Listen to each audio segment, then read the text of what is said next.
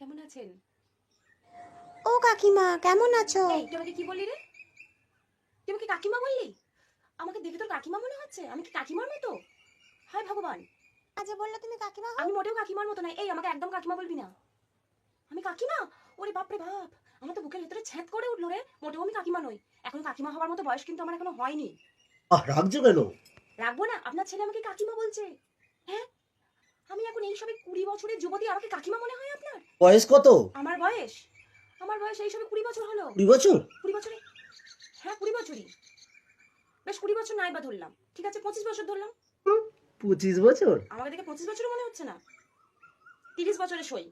30 এর থেকে এক পাও বাড়াবো না কিন্তু। বয়স নিয়ে দরদাম? দরদাম কোথায় করলাম? কিচ্ছু দরদাম করিনি। 30 বছর। আপনারও রইলো, আমারও রইলো। আপনার ছেলে তো মহা বেয়াদব। আপনার ছেলের বয়স কত? এই 10। 10 বছর। 10 বছরের ছেলে আমাকে বলে কিনা কাকিমা? একদম কাকিমা বলবি না, দিদি বলবি। সৌরভ গাঙ্গুলির দাদা, মমতা ব্যানার্জির দিদি, সেখানে আমি কাকিমা? একদম নয়, এটা কিন্তু একদম ঠিক নয়। আমাকে কিন্তু কাকিমা বলবি না, আমাকে কি বলবি? দিদি। মনে থাকবে কথাটা? একদম যেন ভুল না হয়। কাকিমা শুনলেই বুকের ভেতরটা আমার ছ্যাদ করে ওঠে। আমার এই সবে 30 ধরলাম, 30।